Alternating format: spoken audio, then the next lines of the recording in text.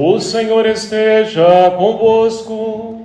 Ele está no meio de nós. Proclamação do Evangelho de Jesus Cristo, segundo Mateus. Glória a vós, Senhor. A origem de Jesus Cristo foi assim. Maria, sua mãe, estava prometida em casamento a José, e antes de viverem juntos, ela ficou grávida pela ação do Espírito Santo. José, seu marido, era justo e, não querendo denunciá-la, resolveu abandonar Maria em segredo. Enquanto José pensava nisso, eis que o anjo do Senhor apareceu-lhe em sonho e lhe disse: José, filho de Davi, não tenhas medo de receber Maria como tua esposa, porque ela concebeu pela ação do Espírito Santo. Ela dará à luz um filho, e tu lhe darás o nome de Jesus, pois ele vai salvar o seu povo dos seus pecados. Tudo isso aconteceu para se cumprir o que havia dito pelo profeta. Eis que a virgem conceberá e dará à luz a um filho. Ele será chamado pelo nome de Emanuel, que significa Deus está conosco. Quando acordou, José fez conforme o anjo do Senhor havia mandado e aceitou sua esposa. Palavra da salvação. Glória a vós, Senhor. Queridos irmãos e irmãs, louvado seja o nome do nosso Senhor Jesus Cristo. Para sempre seja louvado. E chegamos hoje então ao quarto domingo do Advento. O tempo passa muito rápido, né? 4 domingos que passaram muito rápido e que com certeza, se nós aproveitamos esse período, esses 4 domingos, com certeza poderemos bem celebrar o nascimento de Jesus Cristo.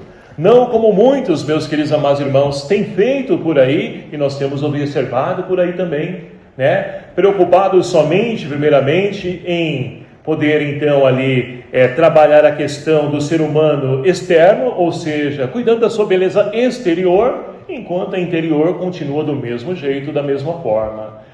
Muitas pessoas ali enfeitando os casas, muito bonitas, belas, cada uma mais bonita que a outra, sim, mas espera aí, essa luz deve estar dentro de cada um de nós, porque essa luz é Jesus. Então nós vamos percebendo coisas que estão fugindo daquilo que de fato é a memória a qual nós celebramos o nascimento de Jesus Cristo. Para alguns, infelizmente, é uma grande oportunidade de poder então reunir a família para poder comer, beber e nada mais do que isso. E nós não, nós queremos viver o nascimento de Jesus Cristo na sua essência e celebrar o maior presente que o Pai deu, e quem então ganha somos nós. Não é aquilo que nós oferecemos um para com o outro, aquelas roupas, eletrônicos, enfim, não. É Jesus Cristo, esse é o maior presente que nós recebemos e de graça. E foi o Pai que nos deu.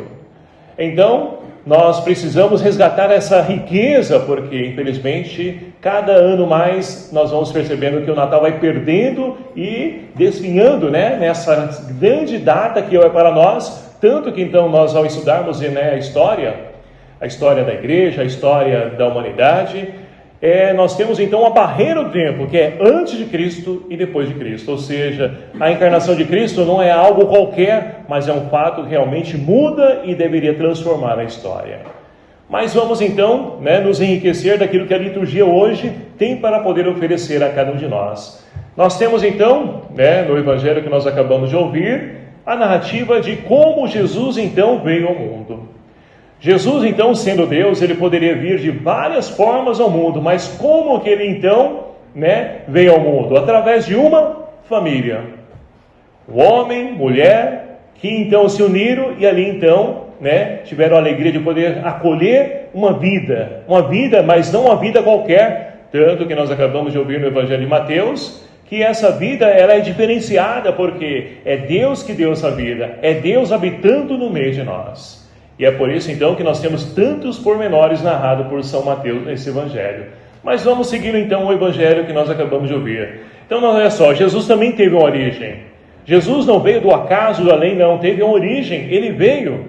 né? Olha só, Maria, sua mãe, que foi então escolhida por Deus para poder ser a mãe do Salvador, onde ali então o anjo Gabriel faz essa mensagem, traz essa mensagem para ela, essa proposta para ela, e ela com o seu sim, ela acolhe o desejo de Deus.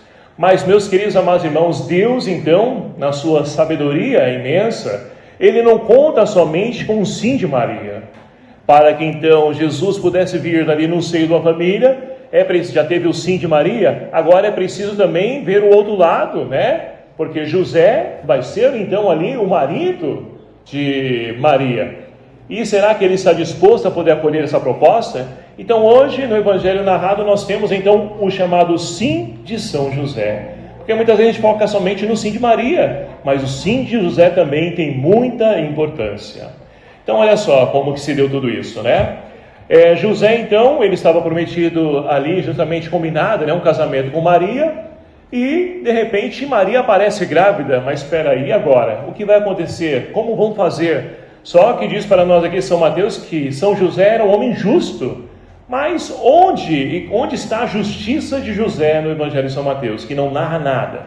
São José, se a gente então lê a Sagrada Escritura todinha, a gente vai perceber que ele não tem uma palavra. E como então nós podemos saber que ele era justo? Ora, a justiça a qual então Mateus se refere é de poder então ser uma pessoa fiel a Deus, uma pessoa temente a Deus, que busca viver a vontade do Senhor. Aqui está então a justiça de José. E olha só, tanto que ele então, percebendo que Maria estava grávida, ele poderia fazer diferente, se ele não fosse um homem justo. Ele poderia, já que ela não quis casar comigo, então vamos fazer o seguinte, vou expor a situação para todo mundo, e o que vai acontecer? A lei de Moisés então prescreve que ela seja apedrejada, e Maria seria morta, né, se assim ele o fizesse. Mas porque ele amava Maria, e com certeza queria ali preservar a vida dela, ele então se retira em silêncio, ele então busca compreender como de fato vai se dar agora, porque imagine, ele estava ali preparado para casar, e agora? O que vai acontecer? Ela chegou grávida, o que eu vou fazer? Se eu for falar para os outros, vai ser chacota, ela pode ser até morta, como que vai ser a nossa vida agora? Ou seja, ele então ali tem uma puta interrogação na cabeça, e ele precisa resolver isso, mas como? Da vontade dele não, ele busca a resposta e espera a resposta de Deus, que não tarda, que não falha. E olha só, é isso que nós ouvimos então aí adiante, né, no Evangelho. Por quê? Ele então ali está dormindo, um anjo do Senhor visita ele, assim como visitou Maria, e diz para ele, olha José, não tenha medo em acolher Maria como tua esposa, porque ela concebeu pela ação do Espírito Santo. Ela não te traiu, mas ela foi fiel à promessa de Deus, ela disse sim à promessa de Deus. Então, aquilo que ela está ali gerando no seu ventre é fruto de Deus, veio de Deus. E aí então, né, se fosse uma pessoa que não confiasse em Deus, podia dizer, mas espera aí, vem de Deus? Como assim? Como que Deus fez? Como que... Não, olha só que interessante, né? Ele acordou, ele então foi logo acolher Maria como sua esposa. Então, meus queridos amados irmãos, para poder ter tal atitude, olhando a nossa realidade hoje, somente uma pessoa que confia e acredita e espera em Deus. E aí nós podemos então, né, aqui já também refletir e trazer isso para a nossa vida. Em quem nós temos confiado? Em Deus? Em quem nós temos buscado resposta? No governo? O ano que vem, 2026, vai ser um ano político, meu Deus do céu. X contra Y, aquela briga, aquela rivalidade, como vai ser isso? Mas espera aí, em quem nós estamos confiando? Em quem nós estamos acreditando? Em Deus ou em pessoas? E aí nós podemos abrir aqui um parênteses, né, porque justamente esse é o tema da primeira leitura de hoje, extraído do profeta Isaías. Nós temos então o profeta Isaías, que está vivendo um tempo, né, de alegria, de paz, uma bonança, um tempo de bonança, né, para o povo de Israel. Mas olha só, esse tempo o profeta está enxergando que isso vai dar ruim, né, como diz nos dias de hoje as pessoas jovens, né, não vai dar bom isso. Por quê? Olha só, o profeta Acaz, ele está então ali muito convincente, né, com o império da Síria, que está tramando em poder invadir Jerusalém e levar muitas pessoas cativas. Não, imagina, o rei, a gente fez uma aliança boa, ele não vai fazer isso comigo. Ou seja, está confiando em homens, ao invés de confiar em Deus. E aqui está o grande desafio, né, a qual então o profeta Isaías convida o rei Acaz a poder refazer o caminho da sua vida. Olha, meu amigo, ao invés de confiar em homens, confie em Deus. Deixa que Deus seja Deus, guiando o seu povo, como ele fez lá no Egito, quando conduziu e libertou esse povo, atravessou o Mar Vermelho para enxuto. Deixa que ele conduza. Ah não, mas o Império Assírio é bom, não sei o que e tal. E futuramente, infelizmente, aquilo que o profeta disse, aconteceu.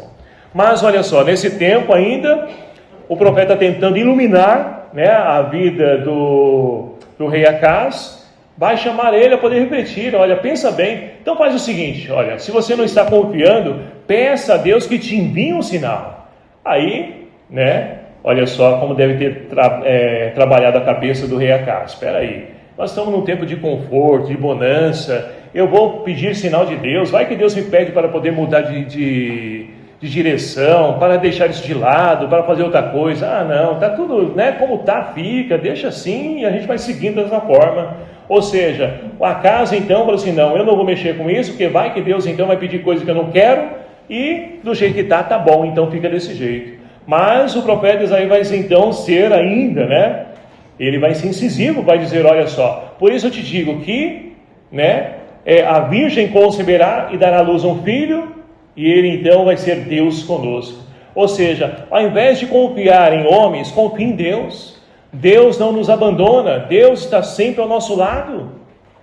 Para que confiar, acreditar em homens que são falhos? Homens, infelizmente, só buscam seus próprios interesses.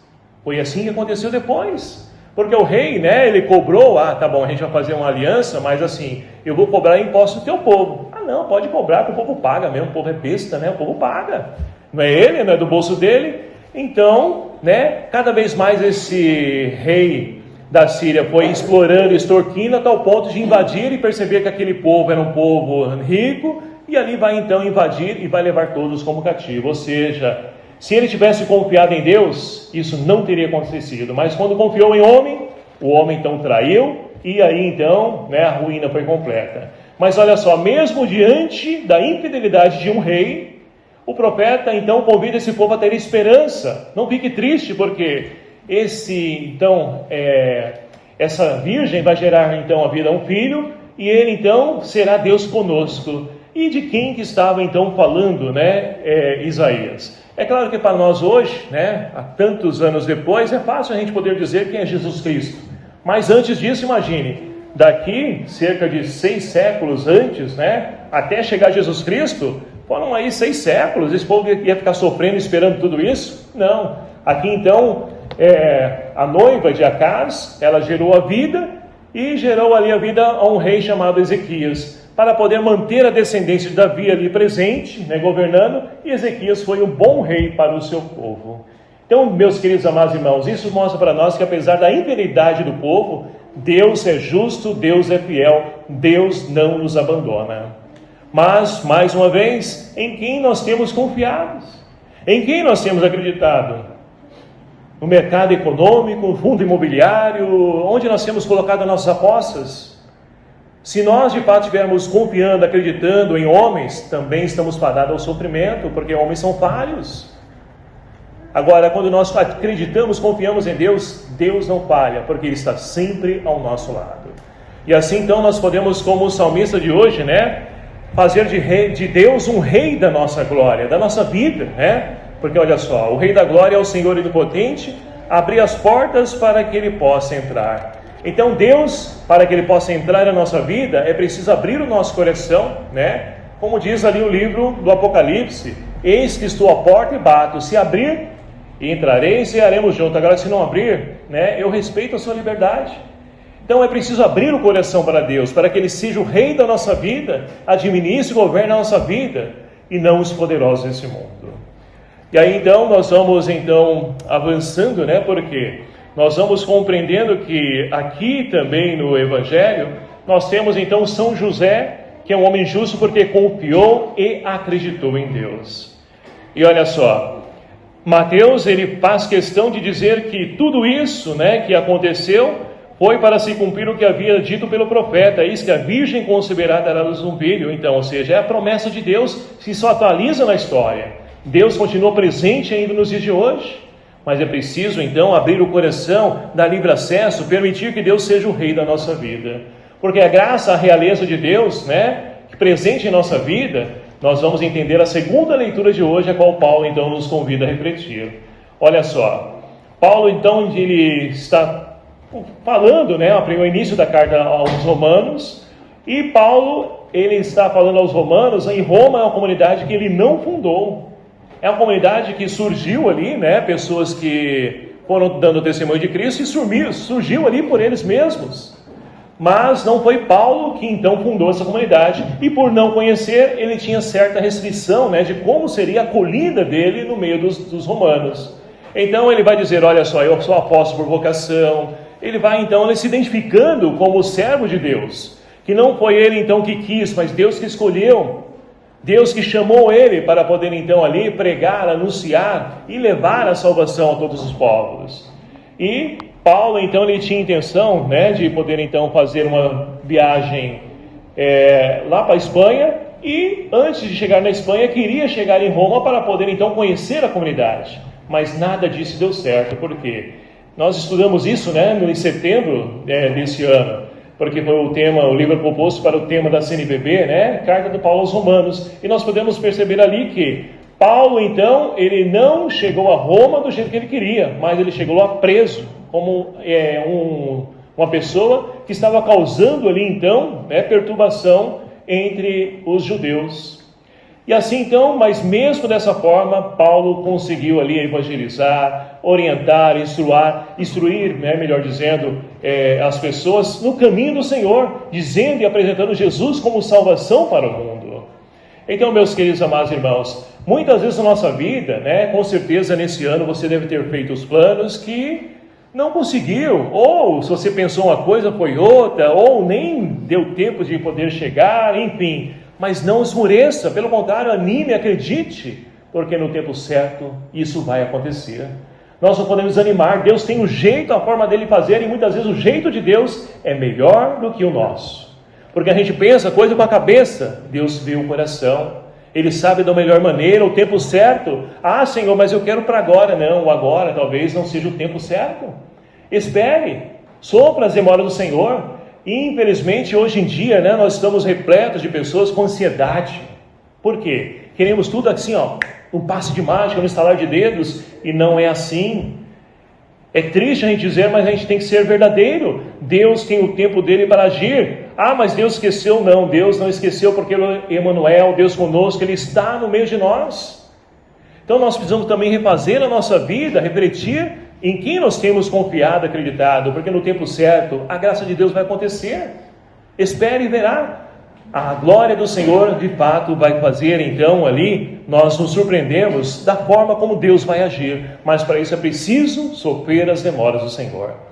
Portanto, meus queridos amados irmãos, assim como São José, não aconteceu o casamento do jeito que ele queria, porque ao invés de poder então ali casar, viver passeando, viajando, não, ele teve que correr para outros lugares por perseguição, por dor, por tantas coisas, Ele teve então ali que refazer a sua vida.